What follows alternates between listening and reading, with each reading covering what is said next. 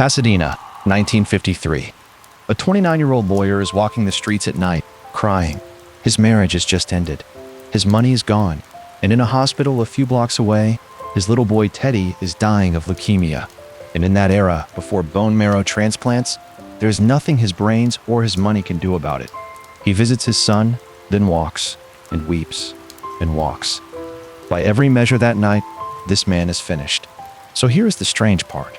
That broken man will become one of the richest, most quoted, most imitated minds who ever lived. The partner the world's greatest investor calls the best he ever met. And he will not do it by being the smartest person in the room. He'll do it with one unfashionable idea about your own mind. Let me show you what it was. His name was Charlie Munger, and for over half a century he sat beside Warren Buffett and helped build Berkshire Hathaway. Buffett said Charlie could see the one fatal flaw in any deal in 60 seconds. He is the perfect partner. But Charlie didn't come from money or genius credentials. He was largely self-taught, and his hero wasn't a financier at all. It was Benjamin Franklin, the printer who made himself into a scientist, a diplomat, an inventor, by sheer appetite for learning. From Franklin, Charlie took one deceptively small instruction and built a life on it. Take a simple idea and take it seriously. Most people collect clever ideas and take none of them seriously. Charlie did the opposite, and the idea he was about to take most seriously would sound almost too humble to matter. Because life kept testing him. He remarried a woman named Nancy and built a loud, happy house full of children. And then, years later, cataract surgery went wrong and left him blind in one eye, in agony. Any one of these blows could have made a bitter man. Charlie's response was to become, in his own word, a grand master of preparation, patience, and discipline, the tortoise who quietly outruns the flashy hares. Listen to how he explained his edge, and notice what's missing from it. It is remarkable, he said, how much long-term advantage people like us have gotten by trying to be consistently not stupid instead of trying to be very intelligent. Not smarter, not luckier, just consistently not stupid. It sounds like a joke. It's the most serious idea in the book. So how do you become consistently not stupid? Charlie's answer began in a business school lecture hall in 1994, and it started with a warning. You can't really know anything, he said, if you just memorize isolated facts and try to bang them back on a test. The students who only remember and repeat, they fail in school and they fail in life. What you need instead is a structure to hang everything on. He called it a latticework of mental models, the big, load-bearing ideas from every major field, wired together in your head so that experience actually sticks to something. Eat the carrots, he told them, before you get the dessert. The carrots were worldly wisdom itself, and the first model he wanted them to fear was the one almost everyone is trapped inside. Picture a man who owns exactly one tool, a hammer. To that man, Charlie said, every single problem in the world starts to look like a nail. That's what happens when you carry only one mental model, one way of thinking, from one discipline. You don't bend your thinking to fit reality. You torture reality until it fits your one idea, and you never even notice you're doing it. The economist explains everything with economics, the engineer with engineering. Each is brilliant, and each is half blind. This, Charlie warned, is a perfectly disastrous way to move through the world. The cure is not to think harder with your one tool. It's to own more tools and to reach for them from fields that aren't your own. But how many tools does a person actually need? Fewer than you'd fear, Charlie promised. 80 or 90 important models drawn from across the disciplines will carry about 90% of the freight. And of those, only a mere handful do the truly heavy lifting. You don't need a PhD in 10 subjects. You need the biggest idea from each of the big ones. From mathematics, compound interest, and the basic odds of things. From engineering, backup systems and breakpoints. From biology, Darwin and the ecosystem. From psychology, well, we'll get to psychology, because that one nearly killed the whole exercise. The point was radical in its simplicity. All the wisdom of the world is not hiding in one little academic department. Everything is, as the naturalist John Muir put it, hitched to everything else. And the very first heavy lifting model Charlie reached for was one everyone is taught and almost no one obeys. Compound interest, the line Charlie loved to repeat, often crediting Einstein. was that it's the eighth wonder of the world, and its one commandment is brutal in its simplicity. Never interrupt it unnecessarily. A great result 30 years out doesn't come from cleverness. It comes from finding a few good decisions and then having the almost inhuman patience to sit still and let them grow. Charlie had a blunt name for this. He called it sit-still investing. Do the homework once, decide well, and then resist the itch to act, because every needless move bleeds you in taxes and friction and folly. Resist the natural human bias to act, he said.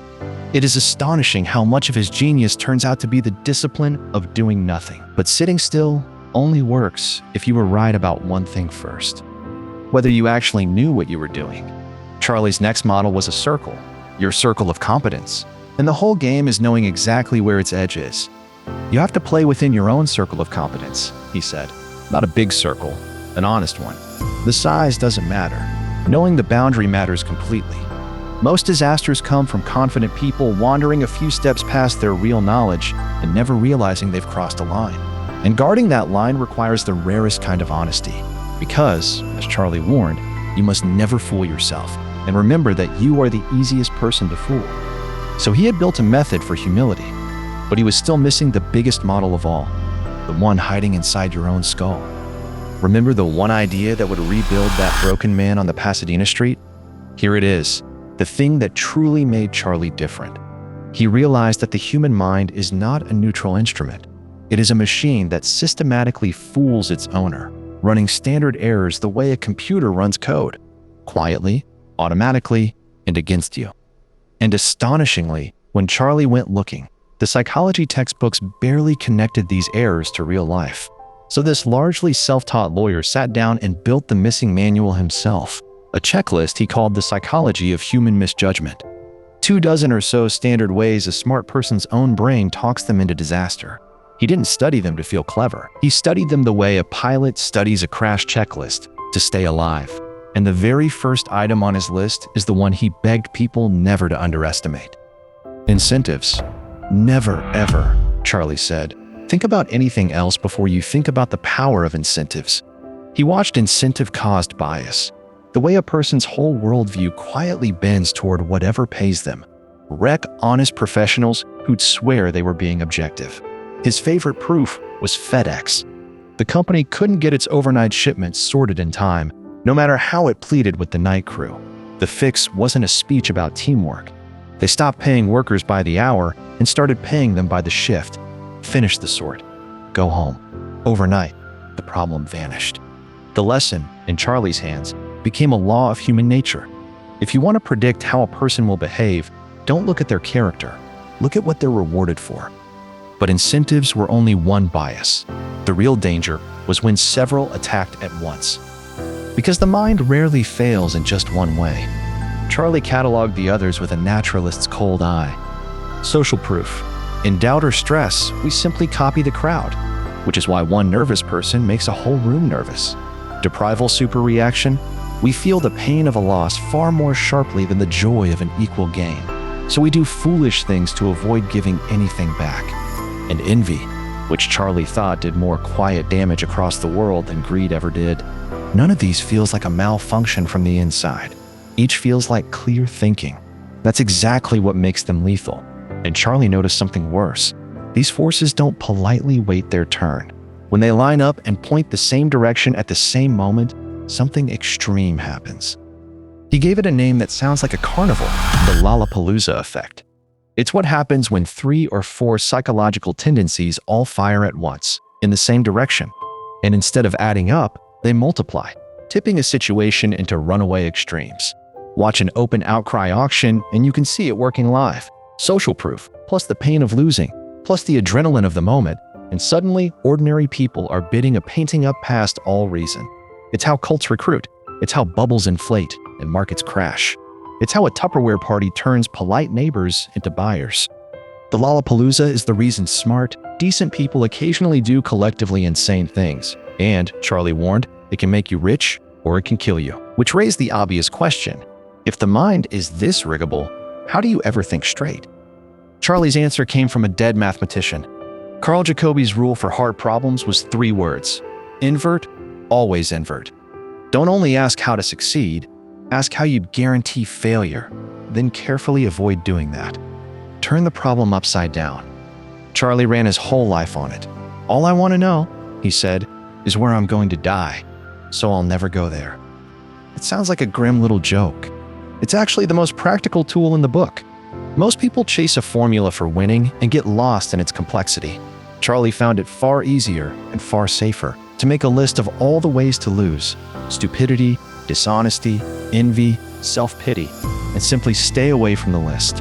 And once, at a high school graduation, he gave an entire speech built on nothing but that inverted question.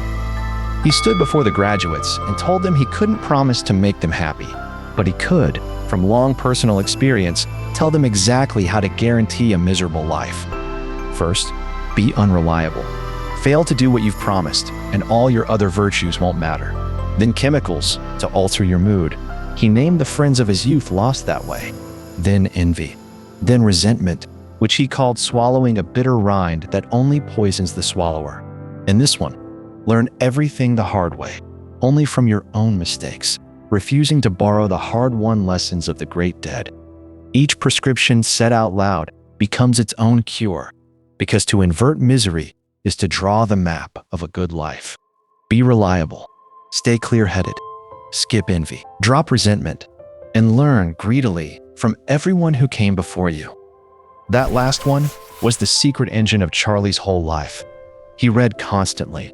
A friend joked he was a book with legs sticking out, and he treated history's greatest minds as living teachers.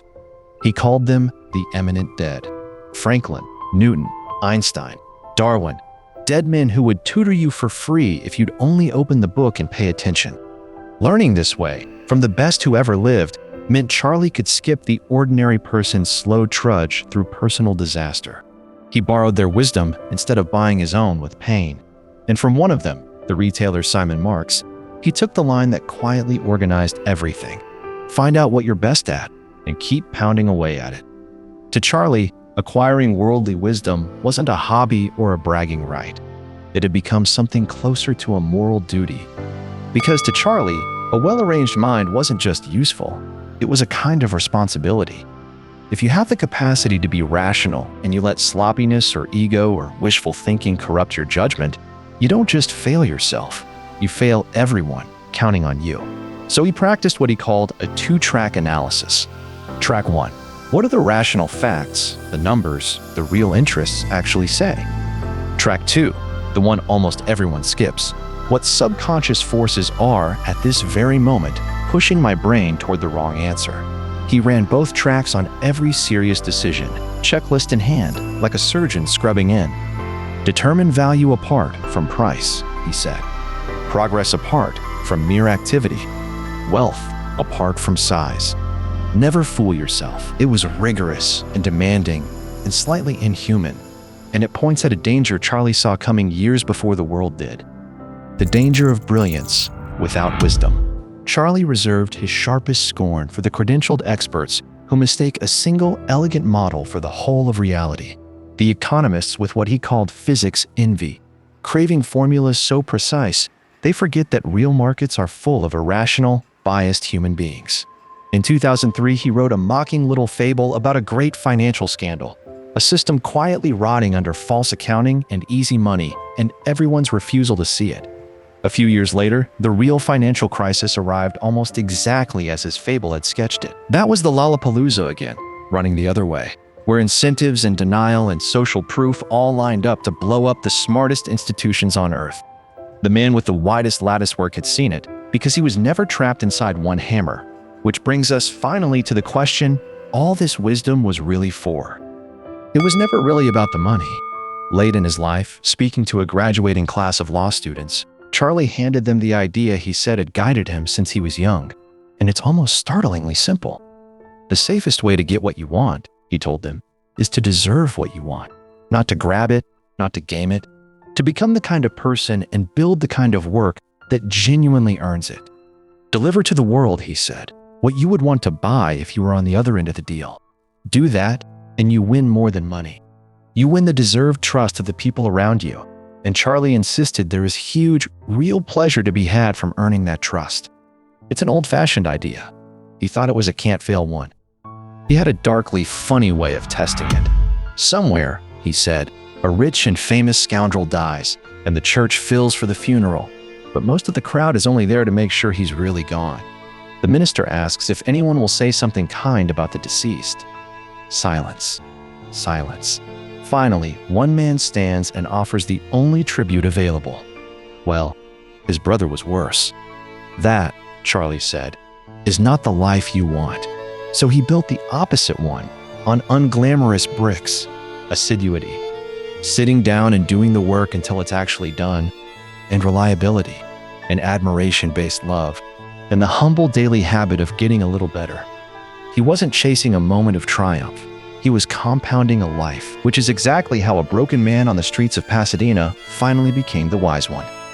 So go back to that night in 1953, the young man weeping between the hospital and his empty apartment. He didn't outrun his grief that year, and he didn't outsmart it. He outlasted it, one honest inch at a time, by building a mind that refused to fool itself and a life that tried to deserve what it hoped for. That was the whole method. Not brilliance. Brilliance is common and often blind. Just the patient assembly of the big ideas, the daily war against your own foolishness, and the tortoise's refusal to quit. Charlie Munger left one instruction that holds the entire almanac inside it, and it's small enough to start tonight. Spend each day trying to be a little wiser than you were when you woke up. Do that faithfully, long enough, and you may find that most people, in the end, get pretty much what they deserve. Be consistently not stupid, and go get what you deserve.